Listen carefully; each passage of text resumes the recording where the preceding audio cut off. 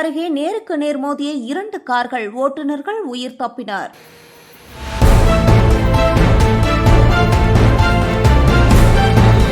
கரூர் மாவட்டம் கொளித்தலை அருகே திம்மச்சிபுரம் பகுதியில் கரூர் திருச்சி தேசிய நெடுஞ்சாலையில் 2 கார்கள் நேருக்கு நேர் மோதி விபத்துக்குள்ளானது. என் பேர் பிரீத்தி. நாங்கள் திம்மாச்சிபுரத்தில் வாத்துக்கடை வச்சுருக்கோம். பார்த்திங்கன்னா திம்மாச்சிபுரம் தோரியம்மன் கோயிலிருந்து லாலாப்பேட்டை பஸ் ஸ்டாப் வரைக்குமே எந்த ஒரு லைட்டு வெளிச்சம் எதுவும் கிடையாது.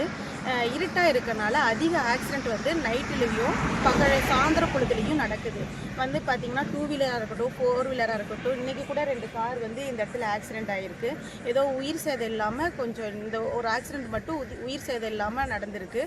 இந்த விபத்தில் 2 வாகனங்களின் முன்பகுதியும் கடுமையாக சேதமடைந்த நிலையில் 2 கார்களின் ஓட்டுநர்களும் லேசான காயங்களுடன் அதிர்ஷ்டவசமாக உயிர் தப்பினார். தகவல் அறிந்த போலீசார் சம்பவ இடத்திற்கு விரைந்து சென்று விசாரணை நடத்தி வருகின்றனர். இந்த ஏரியாவில் பார்த்தீங்கன்னா ஒரு லைட்டு கூட எந்த இடத்துலையுமே இல்லை. அங்கங்கே ஒரு லைட் இருந்தால் கூட பரவாயில்ல.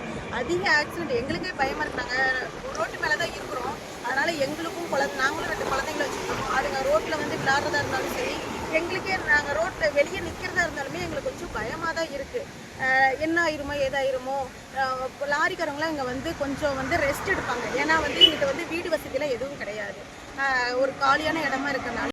இதற்கிடையில் திம்மாச்சிபுரம் முதல் லாலாப்பேட்டை வரை சாலையில் போதிய மின்விளக்குகள் இல்லாததால் அடிக்கடி விபத்துகள் ஏற்படுகின்றன என பொதுமக்கள் குற்றம் சாட்டி உடனடியாக மின்விளக்குகள் அமைக்க மாவட்ட நிர்வாகம் நடவடிக்கை எடுக்க வேண்டும் என கோரிக்கை விடுத்துள்ளனர்.